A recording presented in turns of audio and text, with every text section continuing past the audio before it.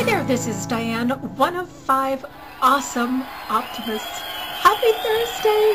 Have I got a special treat for you today?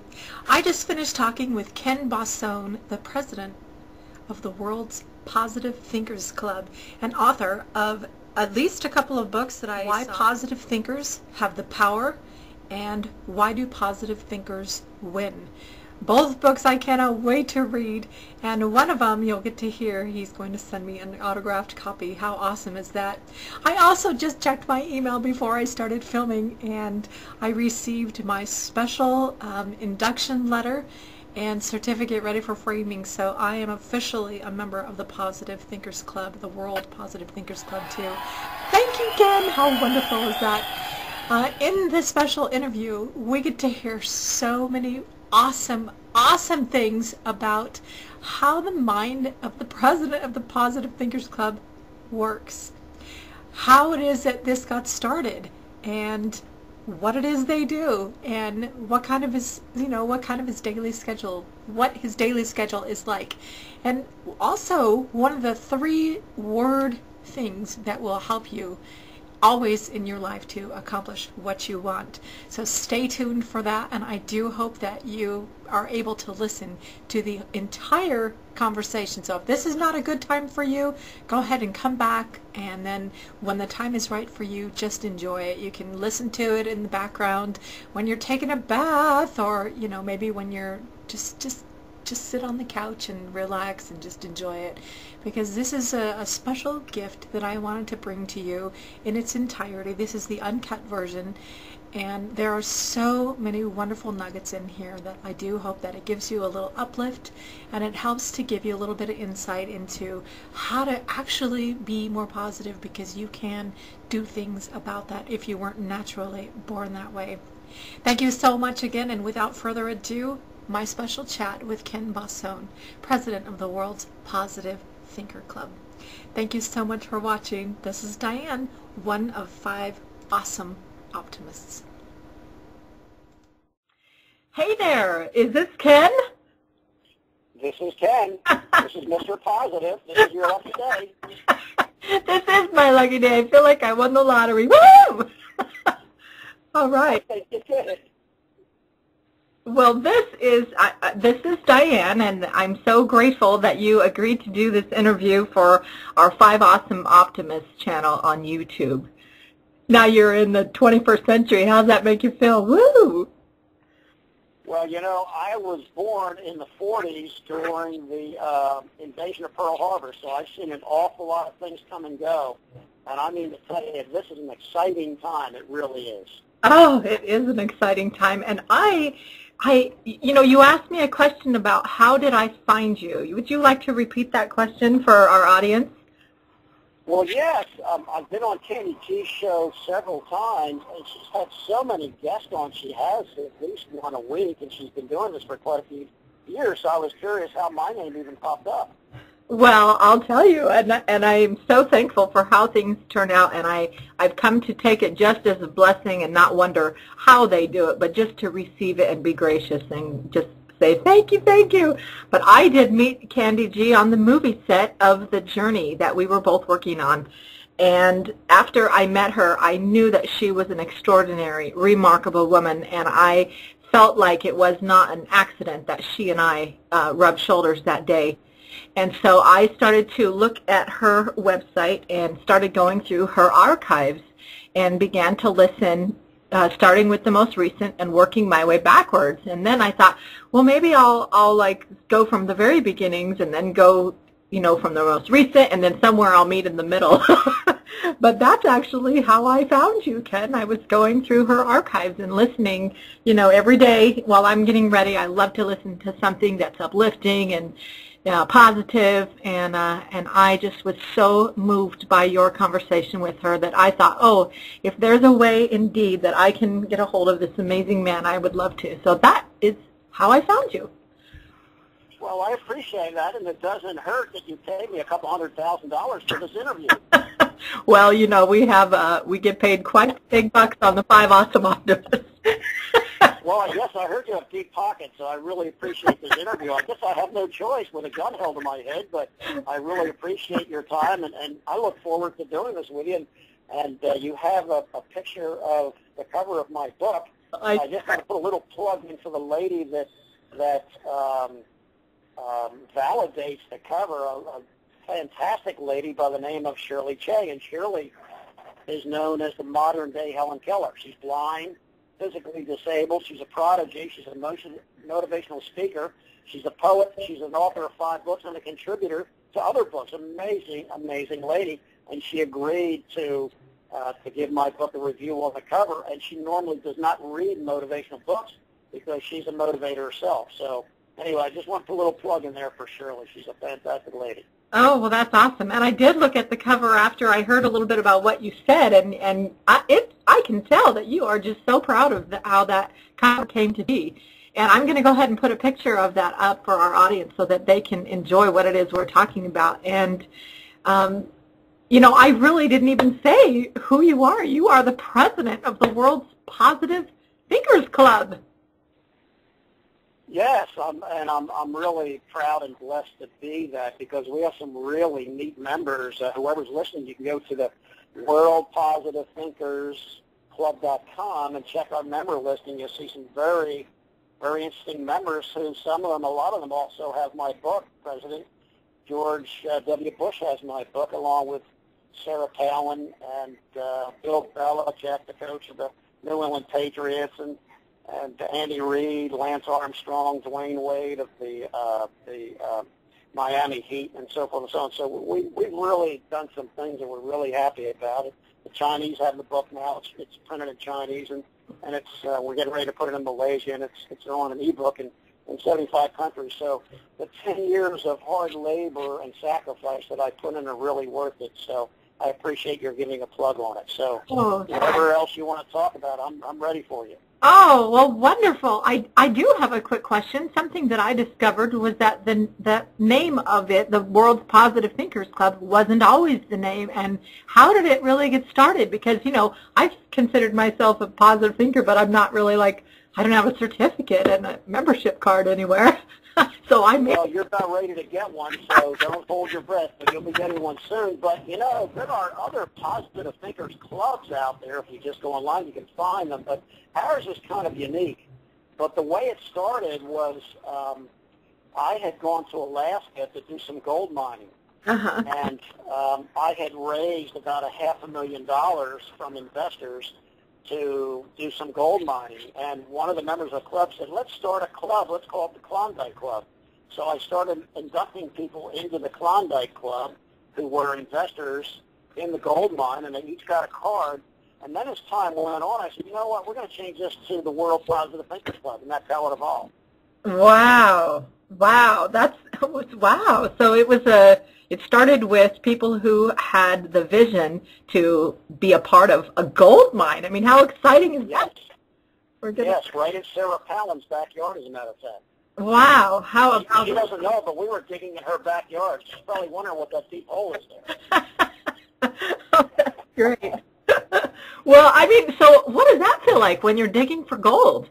Have you done that?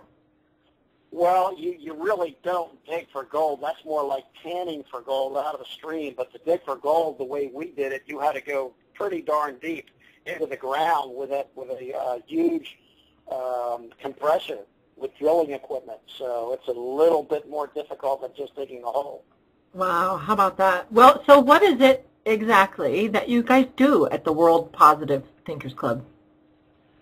Well, the World Positive Thinkers Club was initially, as I said, the Klondike Club, but then it evolved to the World Positive Thinkers Club because I decided that there are a lot of people out there who are helping other people and are an inspiration to other people to help them get motivated and look for more in life and achieve more in life that they're deserving of. So that's how the World Positive Thinkers Club evolved. We have voluntary dues of $9.95 a year. That goes to the Hungry Children's Fund in Appalachia. There are children in Appalachia who don't get meals on the weekends. Wow. And of course, I like to call the weekends the strong ends. Yes. So the dues go to help feed them and clothe them and Christmas presents and so forth. What? And like I say, the people who we induct into this club are an inspiration to other people. They've done something to help somebody else. I get all the time people who are sending me a message at mail@worldpositivethinkersclub.com asking to be a member of the club. And so I ask them, okay, what have you done to help other people? Some of them answer and some of them don't. So if they don't, I know they haven't done anything to help anybody else, and I'm not going to induct them into the club. Oh, so it's not just if we pay you get in. You actually have to walk the walk.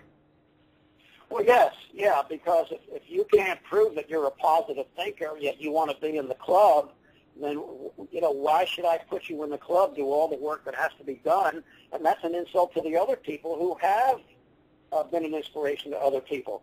Sure. You take Lance Armstrong. His story is a phenomenal story of his comeback from cancer in 5 parts of his body. Wow. And Lance has my book, and I've read his book. It's not about the bike, but he's a very inspirational guy, and he gives a ton of money to charity. Those are the kind of people that we want to talk about.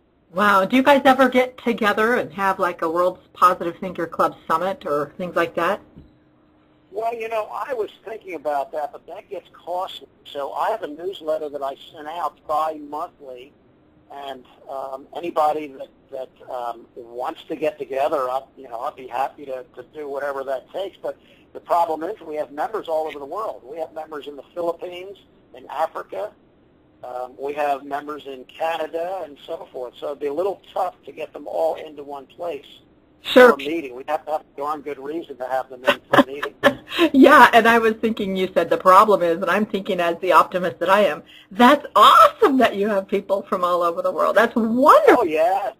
Yeah, we have about 3 people from Africa. And of course, I say the problem, I may be a positive thinker and optimist, but I'm also a realist. So Sure.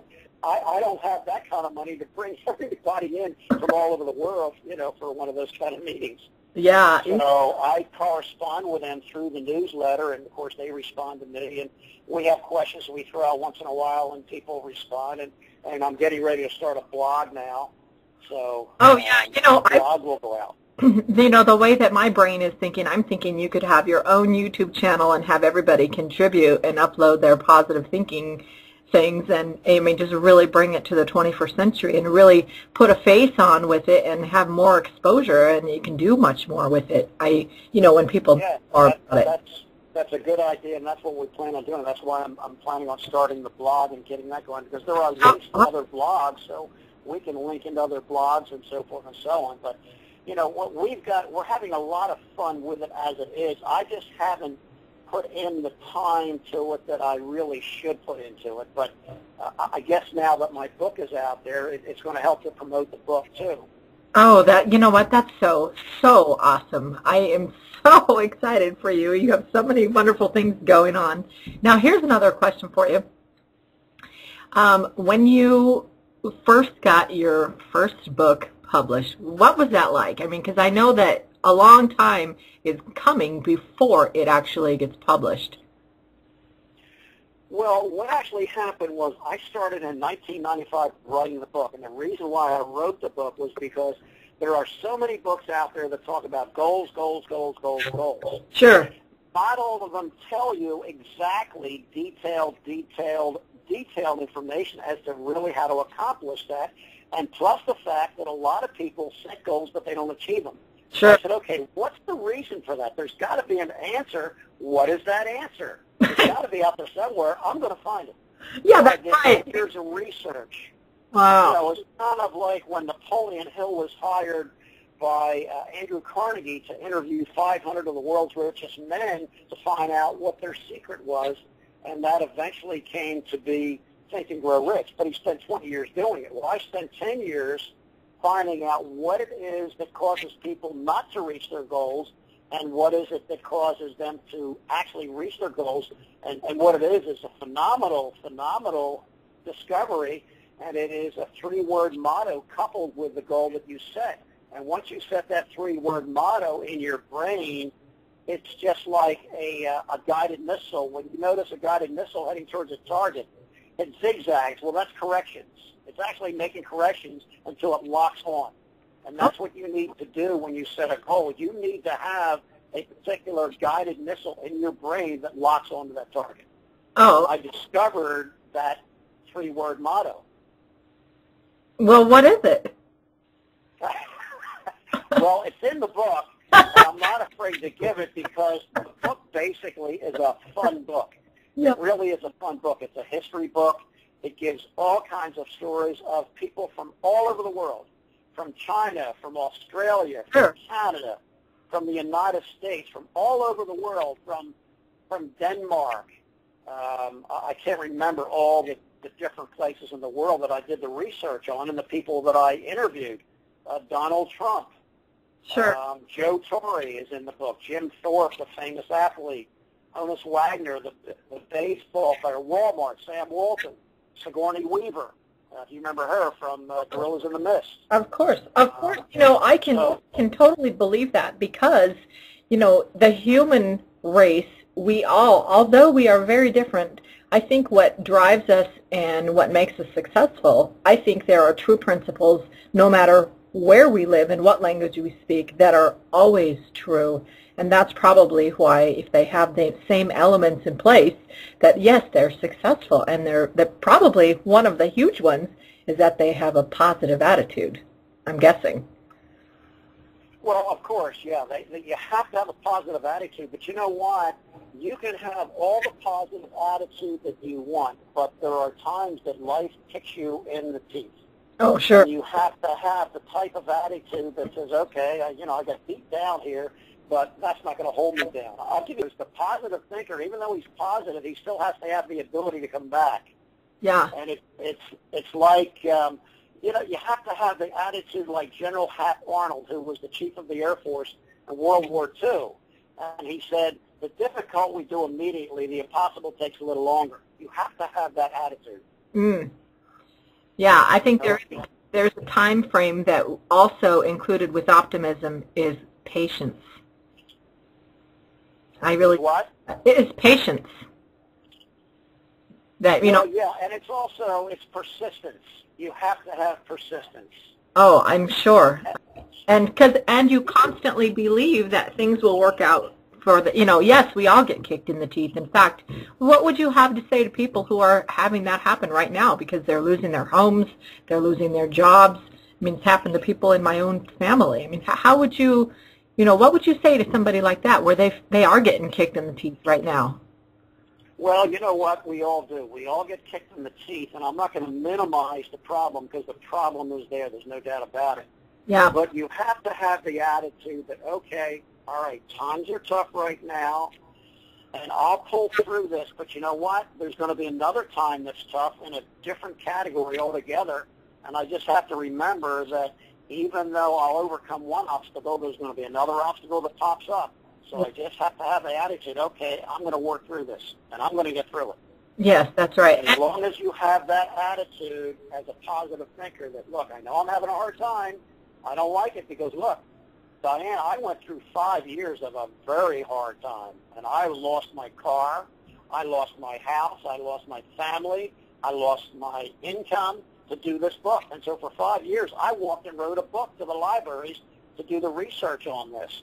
And the money that I had earned as a 6-figure income, I put on the side. I put it on the side burner and only did it part-time. Wow. So I made enough money for the rent and food, and that was it. Wow. But I knew that this book had to get out, and whatever sacrifice I had to make to get this book out, I was going to sacrifice because it was important for people to get this book in their hands. And if you go to Barnes & Noble and Amazon, you'll see some phenomenal reviews of this book, which I sent you. Oh yeah, they're fantastic, and I can't wait to read it myself and give you some feedback if you'd like that. I can. Oh, you bet, sure. I will send you an autographed copy. The book is free, but the autograph will cost you about $98.14. What a bargain! I love it. Well, you're getting a special deal, you know. Oh my gosh, it's normally $595, $595.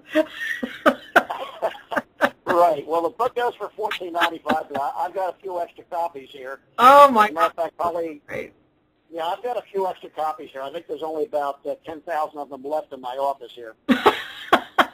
Oh my gosh, that's so fun! And I just announced something pretty fun this week too. That my very first endeavor of being published happened also this week, and I'm waiting for the great. copies. Yeah, I offered a free e-copy of my first.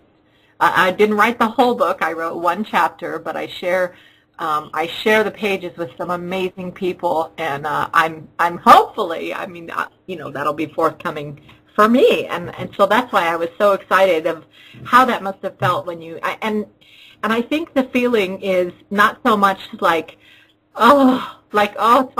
it's sort of a natural progression that this is coming, it had to happen, you've already seen it and tasted it and felt it for so long that when it actually happens, you're really, not that you're not grateful, but you're not surprised, because of course it would happen. Well, no, you can't be surprised, because then that wasn't your attitude from the very beginning. Exactly. And what happened with my book was I made a goal of 10 years to get this book on the market.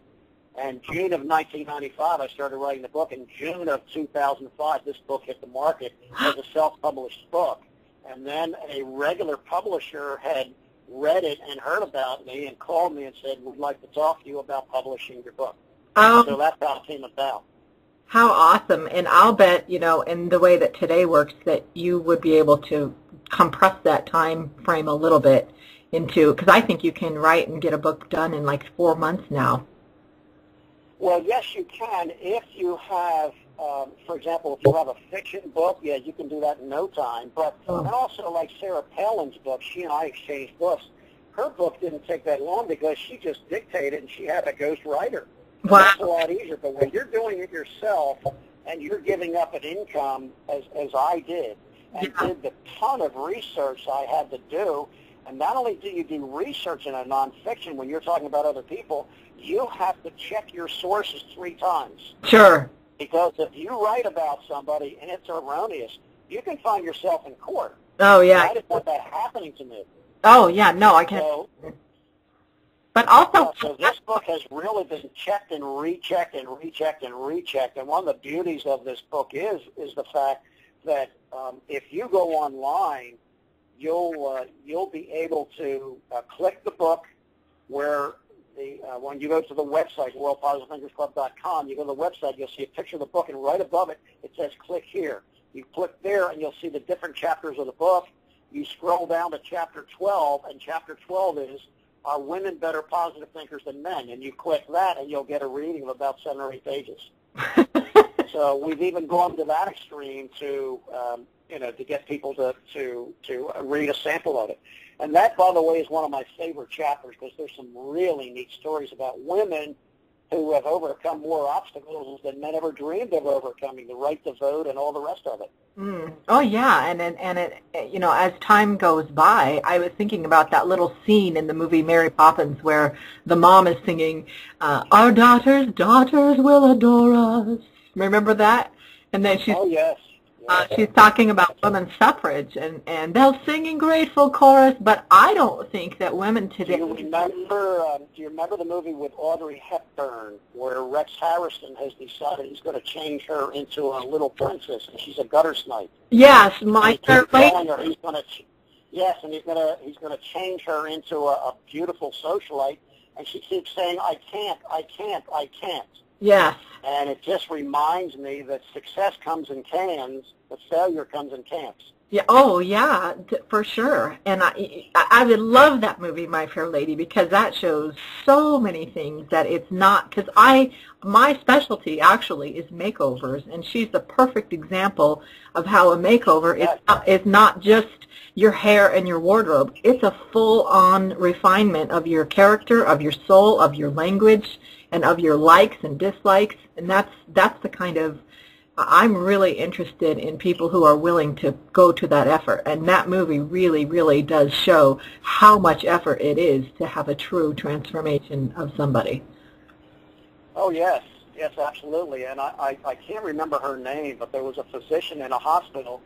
She had a lady, I think it was Dr. Sarah Jordan of the Mayo Clinic in Boston. She had a she had a patient filled with negative thinking, and she prescribed a mind shampooing for this lady. Oh. And that's what you have to do. You have to shampoo your mind and get all the dirt out. Oh, I bet. And that's one of the reasons why it's so important to every single day to put in positivity.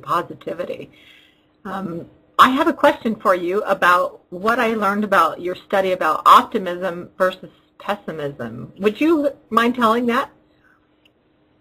What I learned about optimism versus pessimism? Yeah, that study that you shared with Kandee G. Well, I'll be perfectly frank with you. I don't remember what it was because, I wrote this book, and I don't remember everything I wrote about it. But the only thing I can say to highlight the answer to your question is that, optimism and pessimism, you have to compare it to a flat tire. Because a flat tire, like your attitude, you're not going to get far until you change it. Oh. So if you have a negative attitude, you're not going to get far until you change it like a flat tire. Oh, that's great. And that's pretty much what it boils down to between optimism and pessimism. And it's been proven through the studies and the research that I did, and I mean tons of research to prove what I'm talking about, is that it's many times proven that you can overcome cancer with a proper attitude, because they've done studies on that with different people with the same type of cancer, and they pumped positive thinking into their brain, had them read positive input versus the person who wasn't pumped that, and the person who was pumped into positive attitude and positive input survived. Oh, I believe it. I know that it does change us on a very cellular level, how we think, and it totally gets into everything about us. Well, it's like the Mayo Clinic did a study some years ago and proved that ulcers don't come from what we're eating, but from what's eating us. Oh, that's an interesting way that you worded that. I believe that. I totally believe that. There's a link to our feelings and also how they manifest on us physically. Totally, I believe that. Oh, yes. Yeah, there's just too many studies that prove it. And, of course, the other thing is you've got to stay away from smoking. You've got to do exercise. I ride my bike most days and lift weights, and I'm pushing 70. Wow. And yet I have people tell me, you're kidding me, you can't be 70 years old. And I don't feel like I am. I feel like I'm Jack Kenny's age 39. Yeah, I did I used to teach English to adult immigrants, and I used to have this activity that said, I am, because in many other languages they say for their age, I have 20 years, or I have this.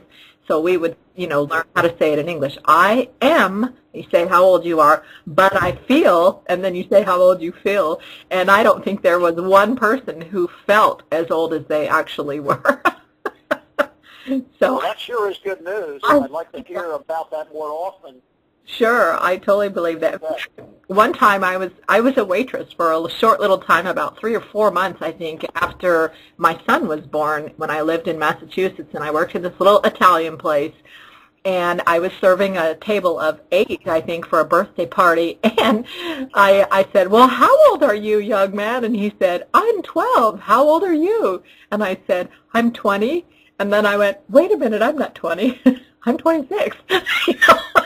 So, oh, wow. Well, that's neat. That's neat. Well, my wife is in the vacation business, and people call her up, and she needs to know their age, and she'll say, well, how young are you? And they get a real charge out of that. So, yeah, it's really all in the mind. It really is. I hate to oversimplify things, but let's be a realist. There are things that work in life, and there are things that don't. Sure. Avoid the things that don't work. Avoid the overeating. Avoid the junk food, nutritional products. Check your blood pressure. Keep your blood pressure down. Exercise. Stay away from smoking heavily. A cigar once in a while is okay, but on a regular basis. Sure. I'm a tour guide at the Warbirds Museum in Titusville near the Kennedy Space Center, and one of these tour guides smokes 5 cigars a day. Wow, that's big for you. Said, gee, you look great. And I said, you ought to get yourself on a bicycle, but I'm here to tell you, you won't make it past the half-mile mark. Well, now here's another question for you. With the title, The President of the World's Positive Thinkers Club, what does a regular day for you look like? For me personally? Sure. You wake up, you get plenty of rest, I'm sure, I hope.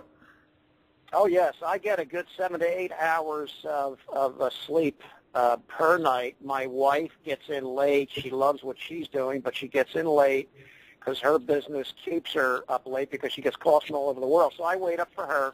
She usually gets in around 1:30 or 2 o'clock, and then I go to sleep. But I've had a couple hours before that, so I know that I'll only get about 6 hours worth of sleep after that. And I wake up and I get on the Internet and check the news. I don't read all the news. I just read the highlights so I know what's going on. I check the sports to see what's going on because I'm big into sports. And then I might go out and cut the grass. I might go out and play golf. I'll ride my bike. I'll work on the car, whatever. On Mondays, I'm a tour guide down to the Warbirds Museum, as I was saying. I'll do some promoting of my book online. But, I'm semi-retired now, so I my days are pretty free. So why? Do you have a job in mind? Hey, the more people, when they're retired, they think, how did I ever have time for what I did before? I'm so busy now. And it's a very interesting phenomenon when you're like, how did I squeeze all those things in my life? I'm so busy. Yes. Well, I've been doing some things. I was director of sales and training for ADT. I was also director of sales and training for a identity theft protection company. So I've been active up until about the last 6 months. I was working full time, but then I just decided, it's time to see if I can do a little bit more charity-wise and get this book promoted a little bit more too, and still have some free time to get on the golf course and ride my bike and get up whenever the heck I wanted. That's what retirement's all about. Sure. So, but I still have a love for people, and I love to go out to the stores and kid with the clerks, and so they all know me. They say, "Oh, here comes that crazy guy again." Do they know that you're the world's president of the Positive Thinkers? No. There's only one person. I don't really. That to me is. I don't know why. I'm kind of shy in that respect. But there's only one person at a store that knows that, and she happens to have my book. But I guess I should promote myself more. I go out on garage sales every Saturday. I give my card out, and people buy the book that way. Oh, that's fun. Oh, yeah. I love my garage sales. I do that every Saturday morning. Right. Of course, my wife is glad to get me out of the house, and that's why she's trying to get me to find another job so I can get out of the house and get out of her hair. That's the old story with retirees. They want the husband out and go out and play golf more. Oh, that's funny. Well, I certainly don't think it behooves anybody if you don't let them know who you are, because you just never know when you're chatting with somebody who or what event or person has been placed in your path. And I do believe that's how that works. Just like I am here with you. I mean, you just never know. And just by simply opening your mouth and being who you are and not ashamed of it. I'm not saying you're ashamed of it, but just being who you are and letting people see the light that shines in you because of your greatness. And that. Well, yes, you're absolutely right. It's called networking, and it's the old story about luck. I don't believe luck is luck. I believe that luck is preparation meeting opportunity. Yeah, I do too, and truly I do believe that when that does happen, we just receive it with gratitude and say, "Oh, I'm so grateful." We just never know what's coming our way. Well, you bet. And the other thing too is, we've got the Creator who created all of us. And he wants us to have a good time. I believe that Jesus really had a good time. I even have a picture of him on my wall, and he is behind a little boy holding a baseball bat, and he's helping the boy swing the bat, and he's got a smile on his face. Oh, how cute is that? It's neat. It's a neat picture, and I know Jesus loved a good laugh, and he wants us to have a good time. He wants the best for us in life. Oh, he doesn't want the worst. He wants the best for us. I couldn't agree more, and I do believe that. I know that he loves us so much, and he wants us to be happy, and I'm sure it breaks his heart when our hearts are broken. Oh, for sure. You bet. You bet. And he made the ultimate sacrifice, so we should make a little bit of a sacrifice to help others, too. When I pass away, I don't leave my name on the gravestone. I need it to say, he came here to help others. That's all I want it to say. And that's really my goal in life, is to help others. That's why I wrote this book. And one of those reviews that you saw from Barnes & Noble was this lady who was depressed. and her friends recommended my book, and it took her out of depression by reading the book. Oh, my gosh. How wonderful. Wow, how satisfying that must be for you, Ken. Yeah, that's why I wrote the book. If I never got another review, that's the one review that I would like to type out and post on my wall so I could see it all the time. And that's what life is all about, is helping other people. That's why we're involved with helping the hungry children. Yeah, that's right. And that's, you know what, those are the gifts that we can bring to others because of the gifts that we received from others. And you mentioned before in one of the conversations I heard of you about the importance of having a mentor. And Yes. sometimes people think, oh, if I have a mentor, it's going to be this professional coaching situation, and it's going to be so, very, very taxing as far as my time. And I think, no, that's not what a mentor is. I mean, people just tuning in, you can pick up so many wonderful things for free everywhere. Everybody's a mentor. Oh, yes, absolutely. You're right on target. Everybody should have a mentor, and everybody should have, I guess you could call it a hero. And when I was a young boy, my hero was a fellow by the name of Bobby Shantz. Bobby is my height, 5'8". He was 135, and he pitched for the Philadelphia Athletics, who are now the Oakland Athletics. And Bobby was my hero as a boy. Huh. My mentor when I grew up was Dr. Norman Vincent Peale. But you know who my real hero always has been? And that's Jesus Christ. He's always been my real hero. Me too. And when I give speeches every once in a while. The last speech I gave was to a church men's group. And I asked them, if you went back in history or right now, today, who would you love to meet? I had all kinds of answers. Finally, one guy stood up and said, I would love to go back in history and spend time with Jesus Christ. Oh, my word. And that's the real answer. Well, and, there is a way that we can do that, which is to be in His Word all the time.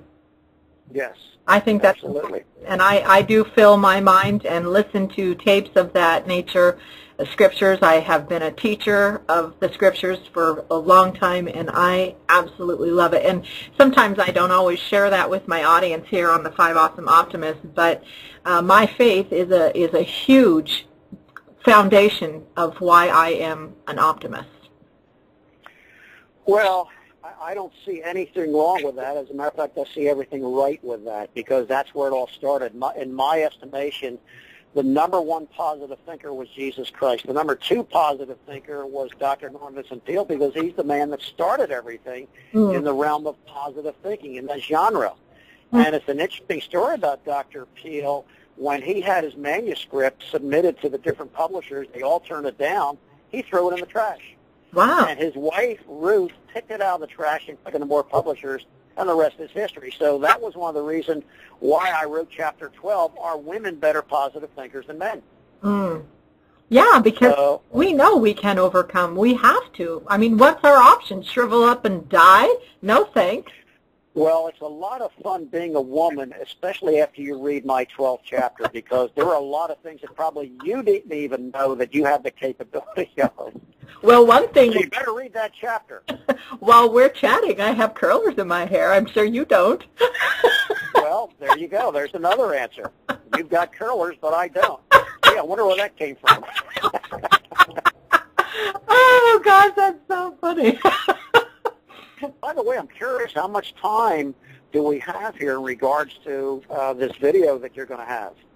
Well, let me tell you some good news. When you are a YouTube partner, which we are, we can exceed the 10-minute limit. So if I can get it all in on a video, I'm going to do it all. And that way somebody can, just put it on for great listening and go about their business and really have an uplift in their day and a little kick in their step. And so really, if we can get it all in here, I'll put it all in there because... Great. Well, what I'll do is I'll close this out by saying two important things. Okay. And that is that, number one, if you want to be a positive thinker, you have to use tools. And if you call a plumber to your house and he walks in without any tools and he thinks he's going to fix your plumbing, it isn't going to happen. Yep. Our tools are motivational material. The positive thinker has to pump motivational material into his body and mind every day. Agreed. He has to get away from the negative news. He has to get away from the negative news on television. He has to do that. That's very important. I agree. You have to know what's going on but find your news online just for the headlines, and that's all you need to know. That's exactly how I do mine, too. I cannot stand watching regular TV news. I cannot stand it. I feel so like I need to take a shower afterwards. It's so terrible. Yes, exactly. It's called, it's called mind shampooing. You've got to get that negativity out because there's too much negative news. Look, the news is the same exact story over and over again with just different people, different places. Yeah. That's all it is. Sure. There's no new story out there. They've all been told. Well, I thought... every story's been told, but it's just different places, different people. Oh. And the other thing is, again, of course, is you and I have been having fun. Have fun. Laugh. Don't be a sophisticate where, everything is beneath you in regards to humor. Oh, I know. Have a ball, because I have a close friend who passed away back in December, and she did her thesis for her master's on humor. Mm. And every time she was in the Public Relations Hall of Fame, she did some PR for me.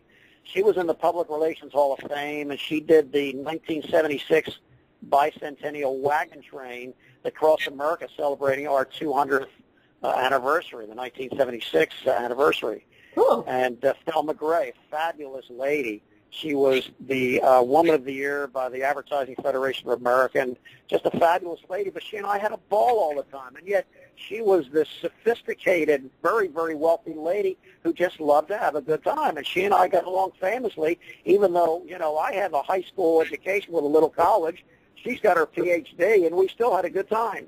Oh, and that's what you have to do in life. You have to have a good time. Absolutely. There's certainly plenty of time for being somber and serious, and everything has its place. But I like you, I believe that laughter is like air to me, and I have to have a good laugh every day, several times a day. Oh, sure. Like Bob Newhart said one time, he said, why would you not want to make people laugh? I know. Think about that. Why wouldn't you want people to laugh? I mean, it's fun to laugh. You live longer that way. So those are my two tips. And finally, the motto of the World Positive Thinkers Club is that the positive thinker sees the invisible, feels the intangible, and achieves the impossible. Mm. That's what positive thinking is all about. Oh, I do believe that. And you know what? You said, and you didn't ever reveal the 3 words about when you have a goal that you need to lock on like a missile. Remember that? And yes, I'm about to give that secret, and I consider it a secret. And how I discovered it was inadvertently. I was watching a replay of Roberto Duran and Sugar Ray Leonard, their middleweight championship fight in Chicago. Okay. And Roberto Duran sat on his stool in the 8th round and said, "No mas, no more. I quit." Yeah. And to be successful and to reach your goals, you have to embed in your mind that 3-word motto, I'll never quit. Oh. And I don't mind giving that motto to everybody that's listening because the book is so much more fun to read as well. Oh, I can imagine. And I was thinking, if I was going to pick those 3 words, I would say, it is mine. Well, that's paralleling it, but it is. You're basically saying the same thing. I'll never quit. It is mine. So maybe I'll just rewrite the book and put those 3 words in for you. Well, I think, too, that part of it all starts in our mind first, that whatever it is that we see or that we feel, it is already a part of us. That it hasn't mattered yet. It's just a matter of time. It's already a part of you. That's how I totally believe that. Yeah, people have to remember, and you brought up earlier the fact that, okay, what about the person that's lost his job? He's having a hard time, about to lose his house. Kandee G, in her book, she writes about the time that she only had peanut butter and jelly in her refrigerator. Oh, I know. Her husband had walked out on her. She had a young child to raise. And Kandee was luckier than me because I had peanut butter and jelly sandwiches, but without the peanut butter and jelly. I know. Part of it, when I was reading, I was going, whoa, she's lucky she had peanut butter, because I've been there too. And I thought, yes. And I've been reading her book. I'm on like chapter 10, and I absolutely have appreciated so much her honesty and her willingness to really share herself. And I'm just so thankful that through her, that you and I were able to meet also. So thank you, Kandee G, if you ever get a chance to listen to this. You bet. I'll have to send Kandee G an email and thank her for putting us together. Her husband's a neat guy, too. Oh, He's been a real inspiration to her, too. I met them together. He came out when she did the filming for the movie, and he told us the story of how they met and how they fell in love and what they did on their honeymoon. And I was so thankful that it was after all the shooting was over, because everybody was relaxed. They were sitting down, and oh my gosh, it was such a pleasure to get to just to unwind and hear their love story unfold. It was so. That's a neat story. It is a neat story, and you know, love. Yeah. Love just happens. I mean, I got somebody who sent me an article today about this millionaire matchmaker and said, you know, what are your thoughts about this? Because I do a segment on YouTube on a channel called Blondes Prefer Gentlemen, where I share tips about what real women want in men. Because my disappointing experiences dating after a long marriage ended. And anyway, I just thought, I don't need to really worry about this anymore. I'm placing this in God's hands, because I would never, ever want to have a relationship that was not blessed by God. And so I'm just leaving it in His hands. And that's all about that. Again, I appreciate this conversation. It's really neat to talk to people in the same field that you and I are in, because we need to pump each other up every once in a while too. We get depressed once in a while, but the key is you don't let it last. You don't let it last. I will let myself get depressed for a minute, and then that's it. Yeah. When that minute is up, I say, okay, you've had your time. Your time's over. Goodbye. Yeah, that's right. And just let it go like that. You can feel the difference, and that is one of the reasons why I asked if you ever got together, because it is important to be around like-minded individuals, and that's why just sharing, even like this, is such a blessing, I think. Well, again, I appreciate it, and we have to thank Kandee G for this putting together, and again, regarding having a meeting, I'd love to be a multi-stillionaire, and I'd just fly everybody in. We have a nice big meeting, but I don't have that money. I know. Well, not yet, anyway. So, all right. Well, good. Well, perhaps we can have you come out for the red carpet premiere of that movie in December. Yeah, I'm looking forward to that. I didn't know that Kandee was doing that movie, but it doesn't surprise me, because Kandee's a neat lady. She goes out and gets things, and by the way, I'm in her first magazine, the first magazine that she came out with. Oh, that's wonderful! I can't wait to discover that also. Well, yes, the Good News magazine. Yeah, I just have discovered some of those things, and I'm sure there's a wealth of more things to discover that I'm just absolutely thrilled with. And oh my gosh, Ken, I'm so thankful that we could share this time together. Is there anything that you would like to add? Well, now that you asked, do you have another hour?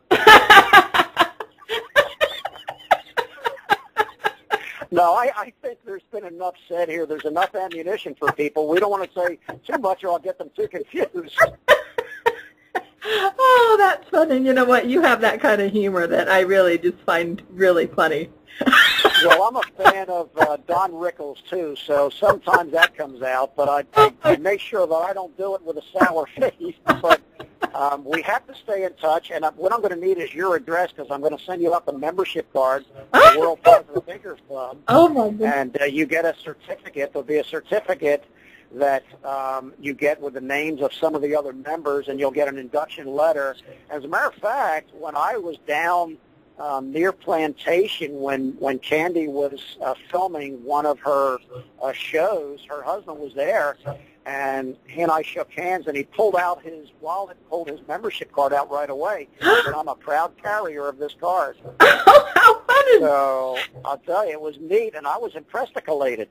Oh, I bet you were. And you know what? It's going to be such an honor to be in such great company. And now that I have been able to have this time with you, I feel it's just an honor, and I will definitely do my best to be the little town crier and spread some light on what wonderful work you are doing also. Well, I appreciate that, and good luck with your book too. Anything I can do to help, you let me know. We can exchange links. I can put you on our resources page and do a blurb on our newsletter for you. So, oh my gosh, a blessing. I would love it. I just would love it. I'm so excited. I just, I think the one thing, if I was going to share with people, to get to this point where you really do meet some amazing people, it's a scary place, but you just sort of have to surrender and say, put me where I need to be. Let me know who I need to meet. Let me open my mouth and share and be where and what I need to be. And that is truly one of the ways that I think it's the ultimate sign of optimism, because you're not guiding it. It just happens.